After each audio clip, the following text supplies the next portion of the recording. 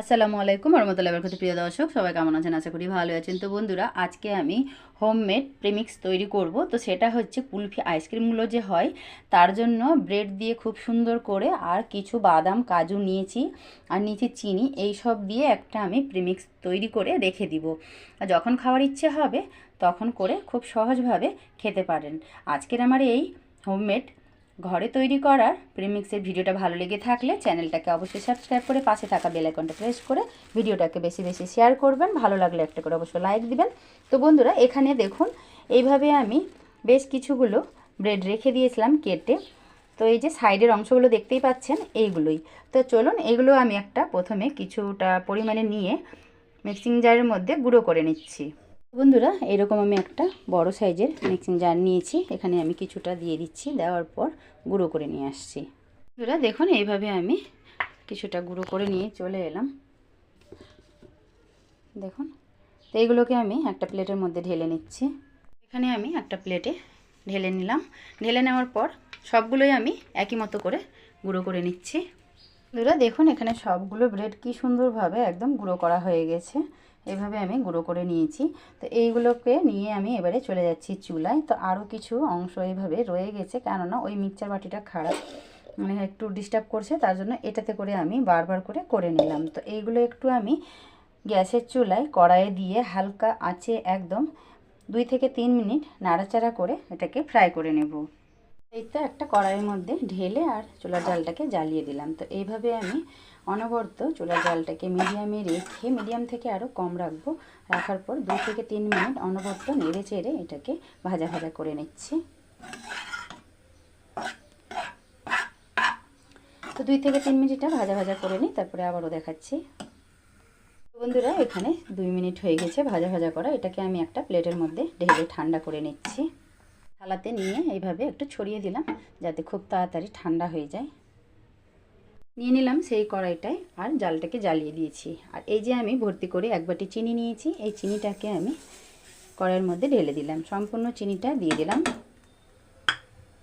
দিয়ে আমি এটাকে এখন নাড়াচাড়া করব না, কয়েক সেকেন্ড হলেই চারদিক থেকে খুব সুন্দরভাবে চিনিটা গলবে, ক্যারামেল করে নেব। এটাকে আমি সুন্দর করে লাল করে একদম ক্যারামেল করে নিচ্ছি। দেখুন, এখানে চারদিক থেকে খুব সুন্দরভাবে চিনিটা গলে কালার চলে এসেছে। তো এবারে আমি নেড়ে চেড়ে নিচ্ছি। এইভাবে আমি নাড়াচাড়া করে এটাকে আমি ক্যারামেল করে নিচ্ছি, যাতে পুড়ে না যায় ওইভাবে খেয়াল রাখতে হবে। আর এইদিকে আমি একটা ট্রের মধ্যে এইভাবে প্লেন পাতা নিয়েছি। পাতাটা নিয়ে তেল ব্রাশ করে এটাকে আমি বাটার পেপারের মতো বানিয়ে নিয়েছি, কেননা বাড়িতে আমার বাটার পেপার নাই, তার জন্য। আর এখানে দেখুন চিনিটা বেশ অনেকটাই গলে আসছে। তো বন্ধুরা চলুন এইভাবে নাড়াচাড়া করে সুন্দর করে ক্যারামেলটা তৈরি করে ট্রেটার উপর ঢেলে নিচ্ছি।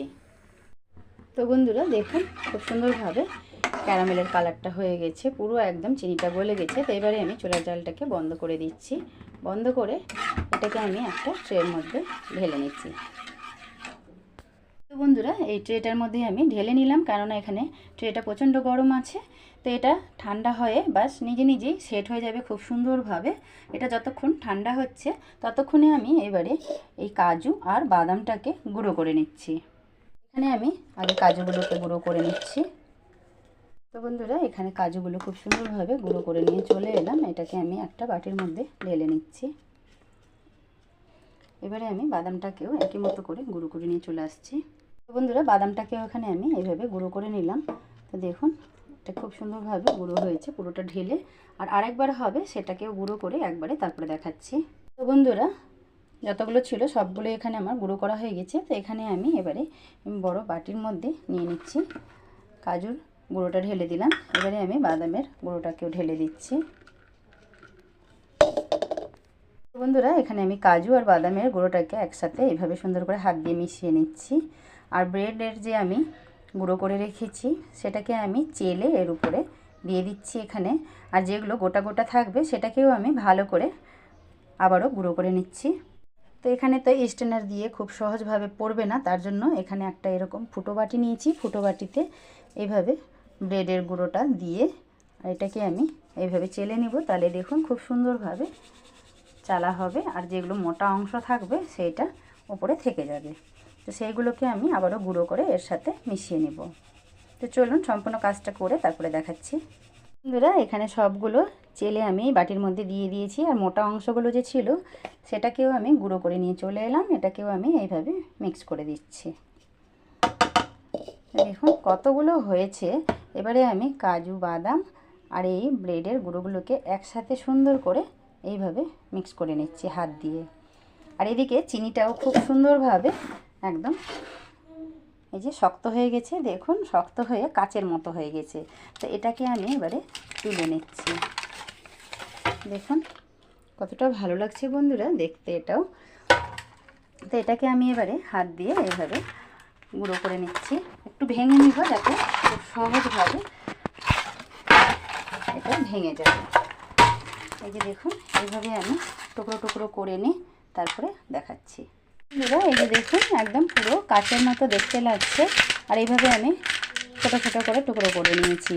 আর যেটা আমি ভুল করলাম, এই যে দেখতেই পাচ্ছেন অল্প অল্প সাদা সাদা যেখানে লেগে আছে, তো বন্ধুরা অবশ্যই বাটার পেপার দেওয়ার চেষ্টা করবেন, কেননা বাটার পেপার না থাকলে পরে আরেকটা যেটা ভুল করলাম, যে থালার মধ্যে মানে ট্রের মধ্যে অল্প ঘি বা তেল ব্রাশ করে এখানে জমাট বাঁধতে দিলে খুব সুন্দর হতো।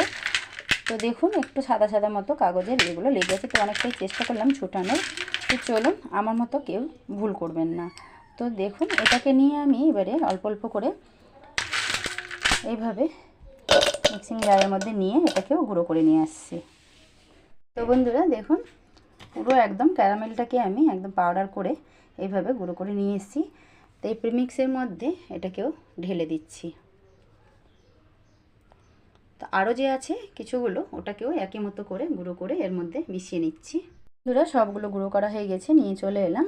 আর এই যে ব্রেড বাদাম কাজুর উপর ঢেলে দিলাম। ঢেলে দিয়ে এবারে আমি একটা চামচ দিয়ে মিক্স করে নিচ্ছি। তো বন্ধুরা এবারে আমি এইভাবে চামচ দিয়ে বা হাত দিয়ে এইভাবে সুন্দর করে মিক্স করে নিচ্ছি। দেখুন ভালো করে মিশিয়ে নিতে হবে। তো বড় বাটির মধ্যে নিয়ে আরও সুন্দর করে আমি মিশিয়ে তারপরে দেখাচ্ছি। তো বন্ধুরা দেখুন এই তো আমার তৈরি হয়ে গেল কুলফি আইসক্রিমের জন্য হোমমেড কুলফি প্রিমিক্স। তো বন্ধুরা আজকের আমার এই প্রিমিক্সের ভিডিওটা ভালো লেগে থাকলে চ্যানেলটাকে সাবস্ক্রাইব করে পাশে থাকা বেল আইকনটা প্রেস করে বেশি বেশি শেয়ার করবেন। ভিডিওটাকে ভালো লাগলে একটা করে লাইক দিবেন। এইভাবে করে আপনারাও বেশ 2 থেকে 3 মাস সংরক্ষণ করে রাখতে পারেন একটা কাচের বয়ামে বন্ধ করে। একদম টাইট বন্ধ করতে হবে, না হলে আবার হাওয়া লাগলে এটা নষ্ট হয়ে যেতে পারে। তো বন্ধুরা যখন খাওয়ার ইচ্ছা হবে তখন কুলফি আইসক্রিম করে জমাতে দিতে পারেন। তো আজকে আমি কিছু করব না, পরের ভিডিওতে দেখাবো যে এই প্রিমিক্সটা দিয়ে আমি কুলফি আইসক্রিম কিভাবে তৈরি করছি। তো চলুন সবাই ভালো থাকবেন, সুস্থ থাকবেন। আল্লাহ হাফেজ।